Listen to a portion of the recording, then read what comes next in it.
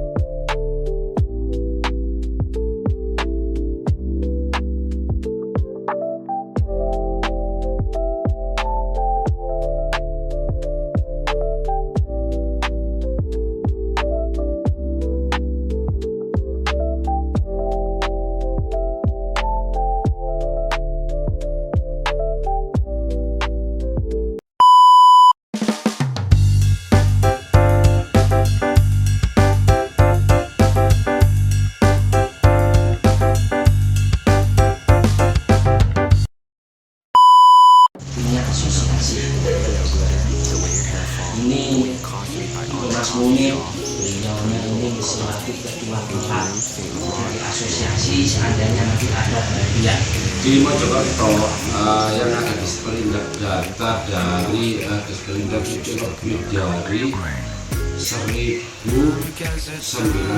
pelaku UMKM alas kaki ya. Katakanlah satu pengrajin membidangi sekitar 10 sampai 50 orang. kita juga bisa diajak bersama untuk bisa kumpul itu di setiap itu paling misalkan kelompoknya di sekolah. Nah kayak gitu kan mungkin dari sekolahnya nanti bisa meratakan sepatunya semua sudah sudah komunikasi tinggal nanti dan pembeli itu saling bertransaksi.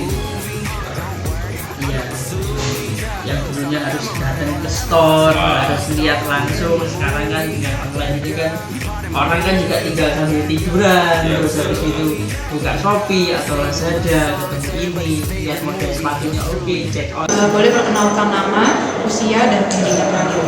Perkenalkan nama saya Fati Ajiat Mojo, usia 20, pendidikan terakhir SMK. Apakah Anda menjalankan suatu usaha? Ya, Usahanya berapa lama berjalannya? kurang lebih 2 tahun. 2 tahun. Apakah usaha yang dijalankan sudah memiliki merek yang resmi terdaftar? Ya, Ya. Apakah Anda melakukan aktivitas sehari-hari menggunakan sepatu? ya. Ya. Kalau Mbak Ila membeli sepatu berdasarkan merek, kualitas, atau harga? Kalau menurut saya kualitas dan harga itu tergantung ya. Kalau kualitas bagus, meskipun harganya mahal tidak apa-apa. Nanti apa ini? Kualitas ya? Ya. Berapa budget yang Mbak Ila siapkan untuk membeli sepatu? Kira-kira 600 sampai 700 mungkin. Bila ketahui tentang kota Yang saya ketahui tentang Mojokerto itu kan, Mojokerto itu tempat banyak wisata ya, kan di sana ada pemandian air panas. apa yang Mbak Ila inginkan agar industri sepatu lokal semakin dikenal dunia? Kalau sepatu lokal di Indonesia kan itu kurang risetnya ya. Ya, Jadi kita tuh pemasarannya. harus itu meningkatkan pemasarannya Ya. dan mengikuti tren terkini. Oke. Berarti biar nggak ketinggalan zaman Iya. ya Mbak ya. Apakah Mbak Ila memahami pentingnya perlindungan merek dalam usaha mikro dan kecil? Cukup paham. Apakah Mbak Ila pernah mengalami atau mengetahui kasus pelanggaran merek dalam usaha mikro dan kecil? Iya, pernah. Oh, pernah ya? Oke. Menurut Mbak Ila, apakah regulasi yang ada saat ini sudah efektif dalam melindungi merek usaha mikro dan kecil dari pelanggaran? Sebenarnya menurut saya kurang ya. Kurang Soalnya itu kadang-kadang kan bisa ditiru ya. Oh iya iya. Jadi kurang ya perlindungan mereknya ya. Apa kendala utama yang menurut Mbak Ila dihadapi pelaku usaha mikro dan kecil dalam melindungi mereknya? Apakah itu biaya pendaftaran, kurang pemahaman, proses yang rumit? Kurang pemahaman dan proses yang rumit. Terakhir, jika terjadi pelanggaran merek terhadap usaha Anda, tindakan apa yang akan Anda lakukan?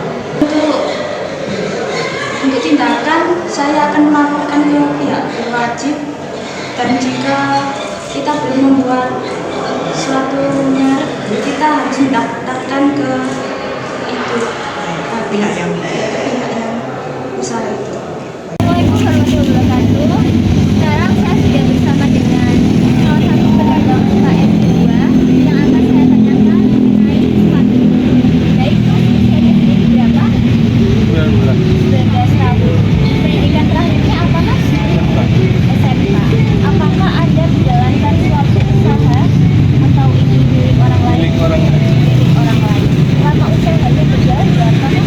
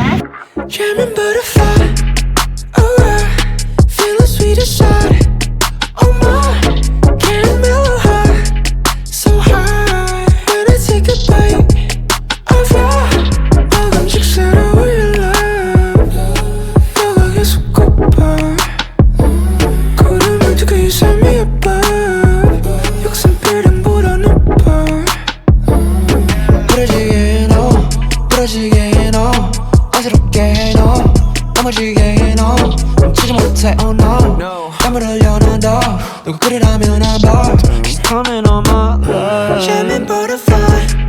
Oh, I feeling sweet inside. On my caramel high, so high. When I take a bite, oh yeah. UMKM Alas Kaki Mojokerto hebat.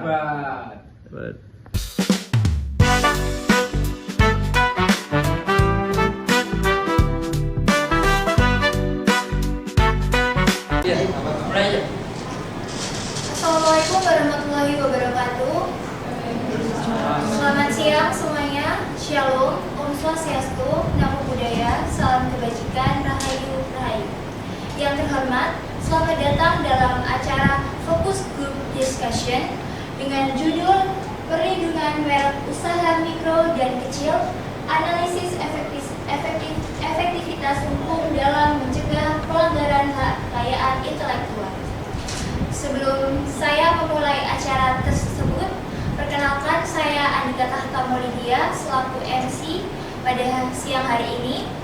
Dan untuk memulai acaranya, saya akan membacakan susunannya terlebih dahulu. Yang pertama yaitu menyanyikan lagu Indonesia Raya, lalu dilanjutkan dengan himne UNTAP.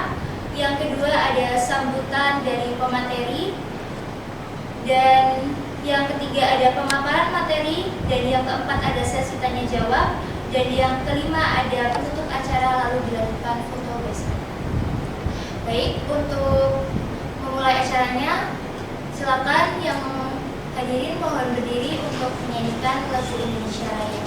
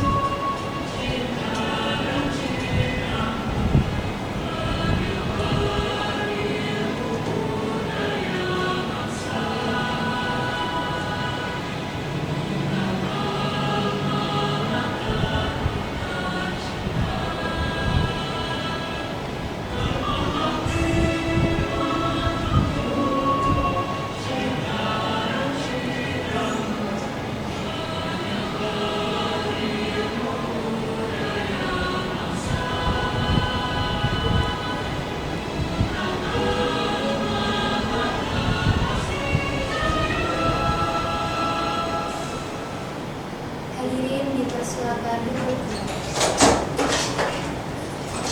Rangkaian acara selanjutnya yaitu sambutan dari pemateri. Setelah Bapak Radian, waktu saya bersiap.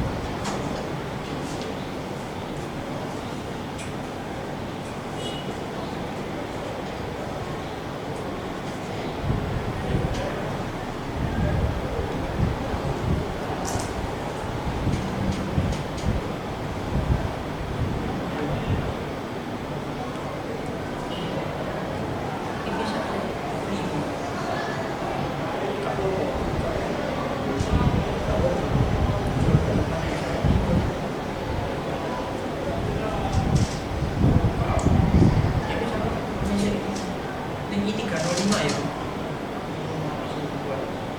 Iya langsung. Ya wes Pak. Iya. Tadi ya. Oke, makasih Mbak Lydia, teman-teman mahasiswa, Romi.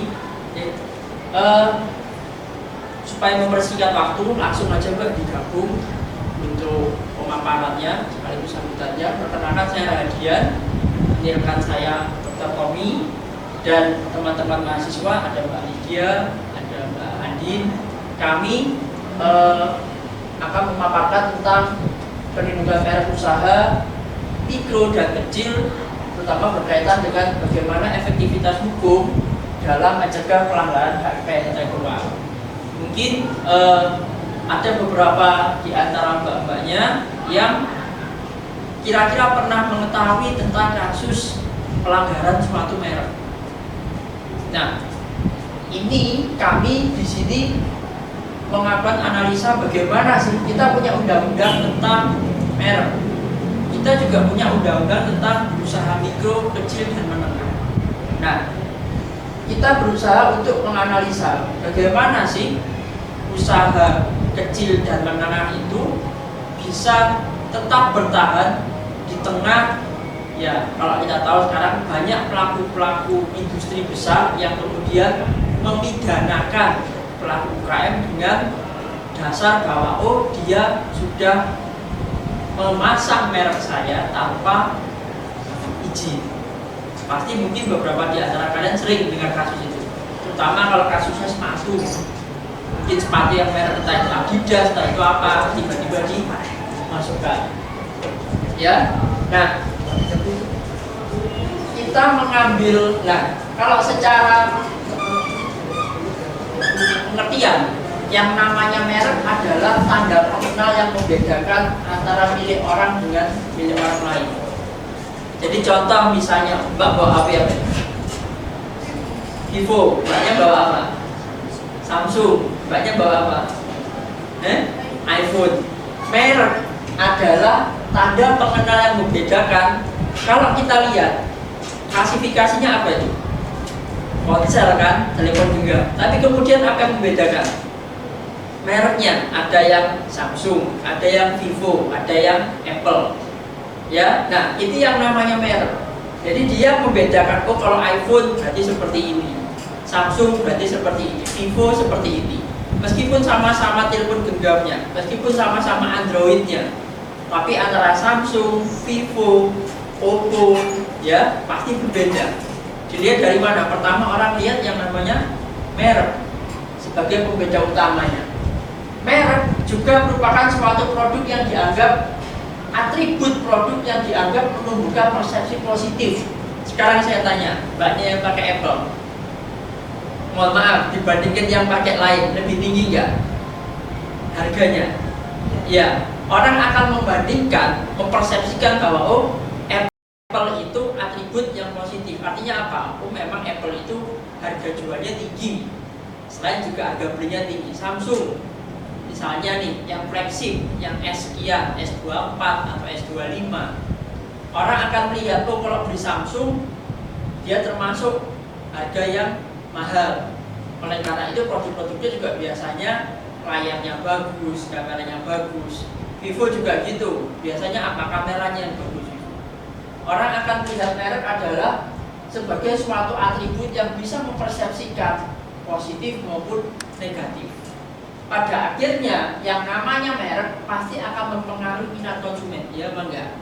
Orang akan membeli iPhone, orang akan membeli Samsung. Karena apa? Karena mungkin iPhone untuk, ya kalau nggak iPhone sekarang susah katanya, untuk stylenya.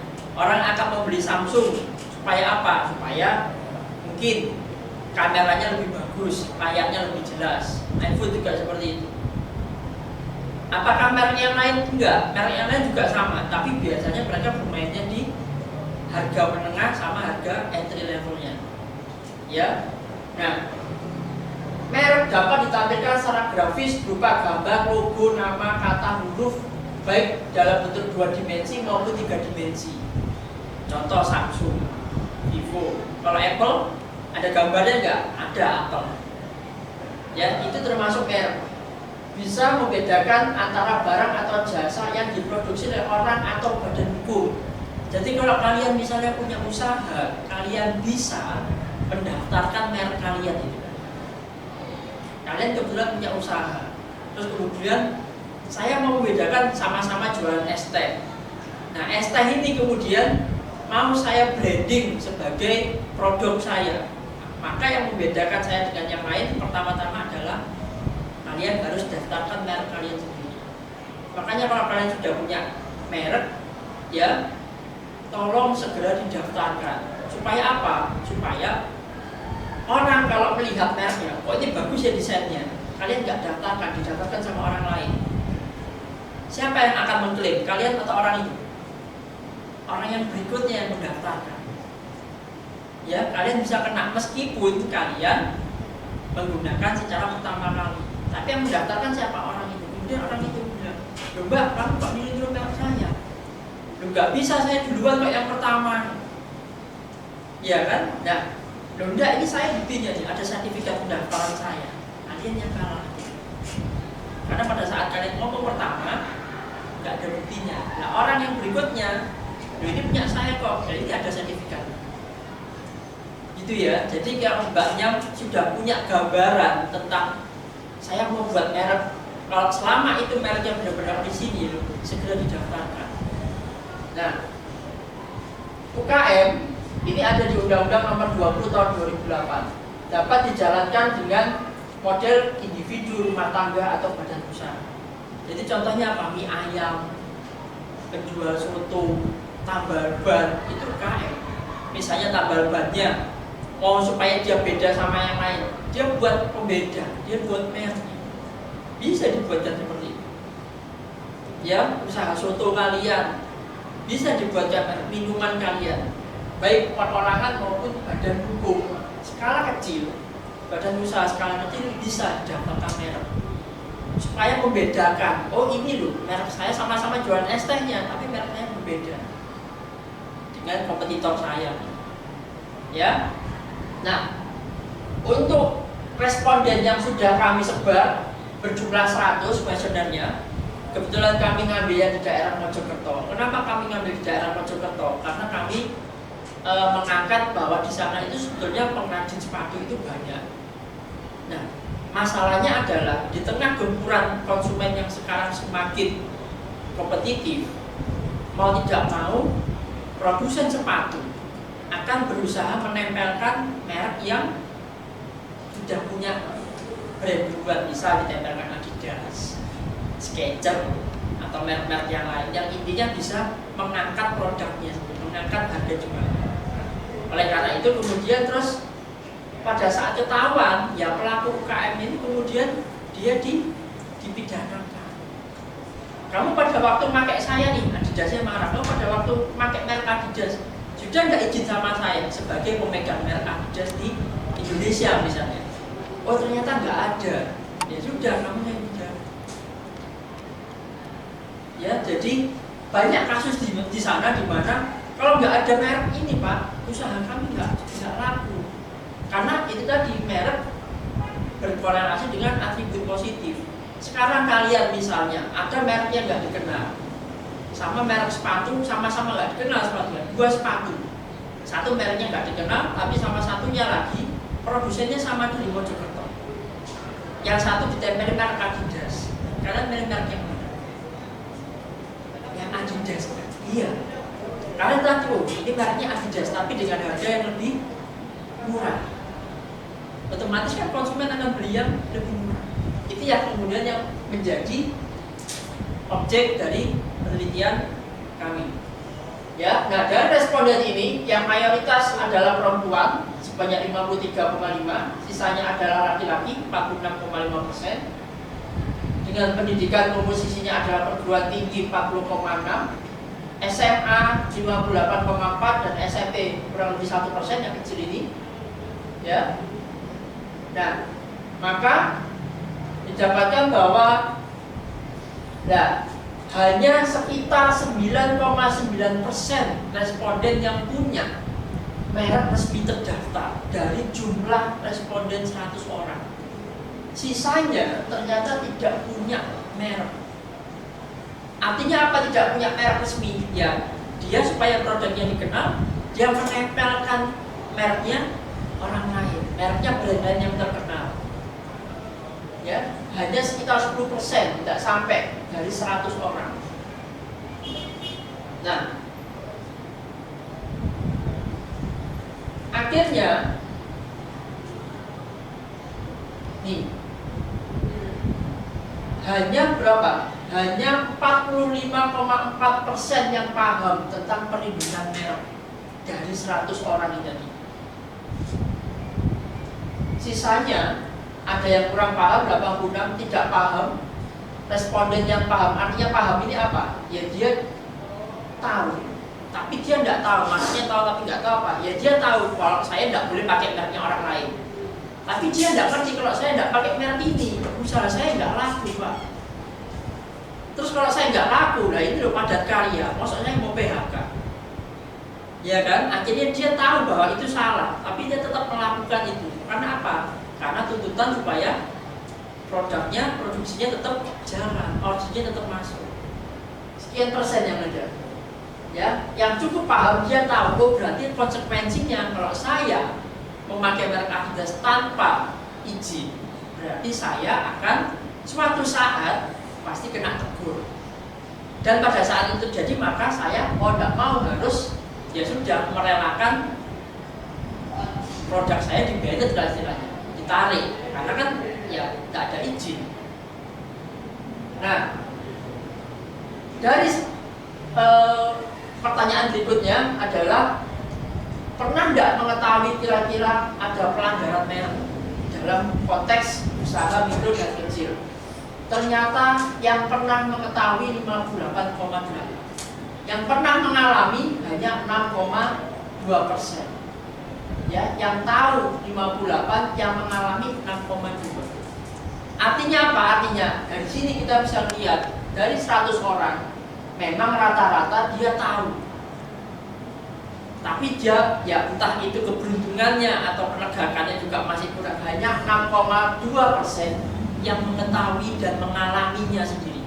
Mengalami dalam arti apa? Oh, dia pakai mereknya orang, sekaligus dia juga pernah dituntut misalnya. Maka masuknya ke nomor 2. Sisanya saya tahu kalau itu salah. Saya tahu kalau pernah ada kasus pemidanaan berkaitan dengan merek. Tapi mau gimana lagi? Ya, namanya juga kita juga butuh makan, saya juga butuh karyawan yang harus digaji, maka saya tetap melakukan hal itu. Nah, yang satunya 35,1% yang ini tidak pernah tahu dan tidak pernah mengalami. Nah, yang terakhir berkaitan dengan efektivitas, kira-kira regulasi yang ada sekarang apakah bisa melindungi?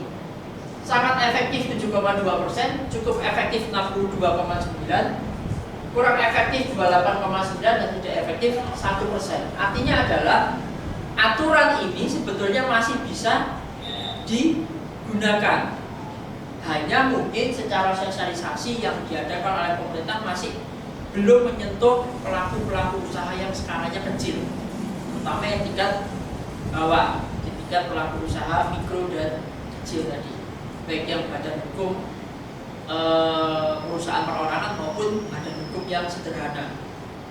Nah, kendalanya apa? Ya, jadi yang namanya merek itu ternyata didaftarkan secara online. Dari 100 responden 50,5% ternyata betul. Rata-rata nggak paham kalau pendaftaran merek itu secara online.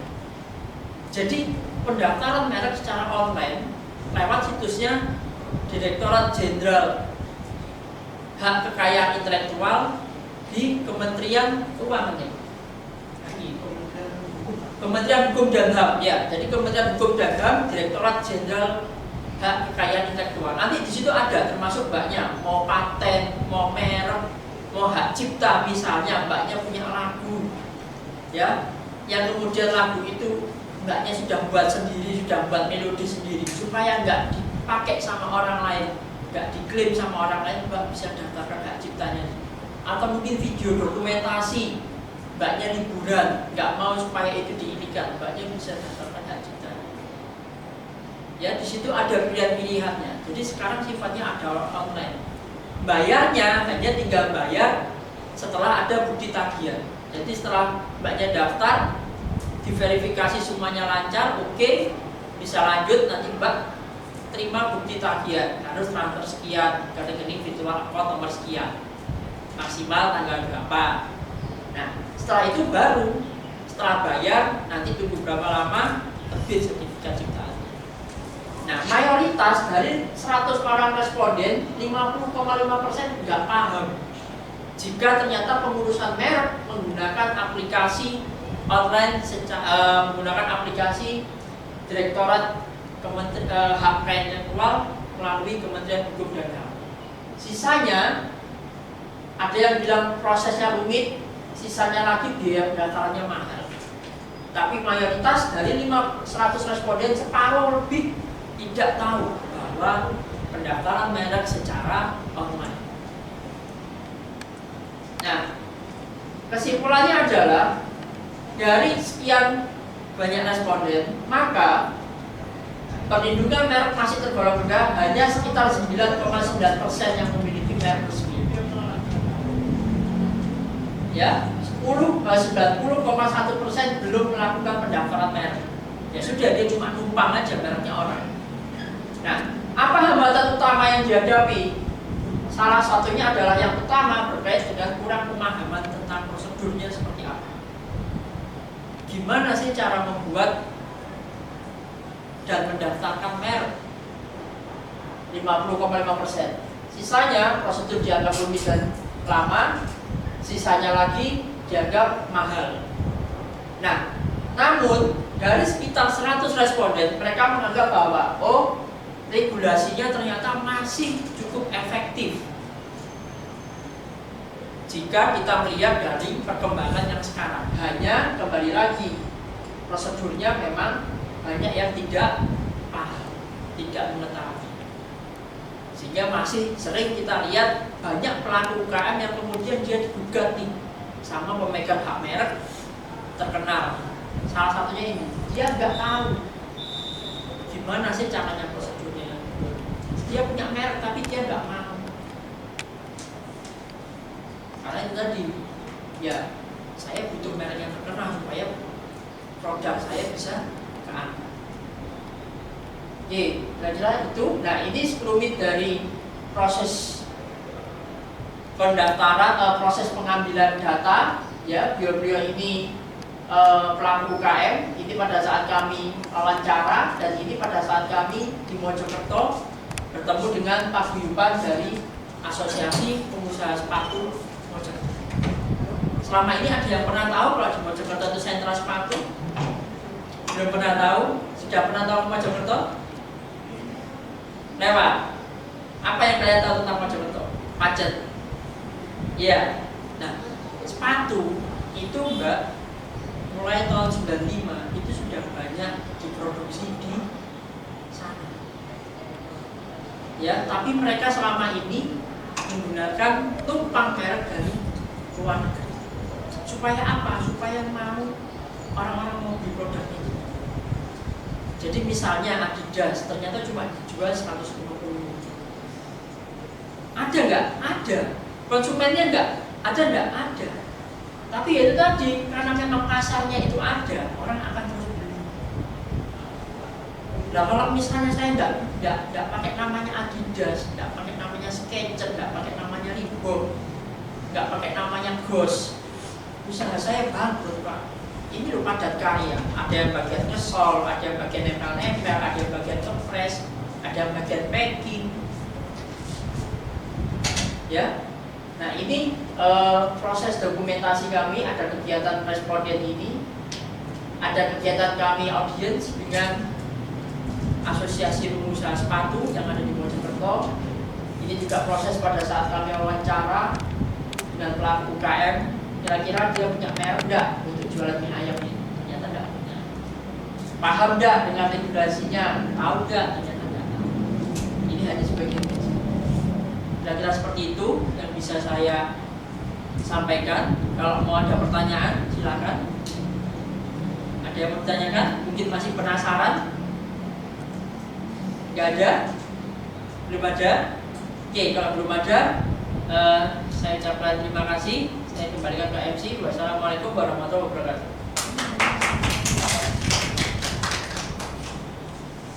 Wah, bermanfaat sekali informasinya dari Bapak Rahardian. Baik, apakah masih ada yang mau ditanyakan lagi? Atau sudah cukup? Silakan yang mau bertanya.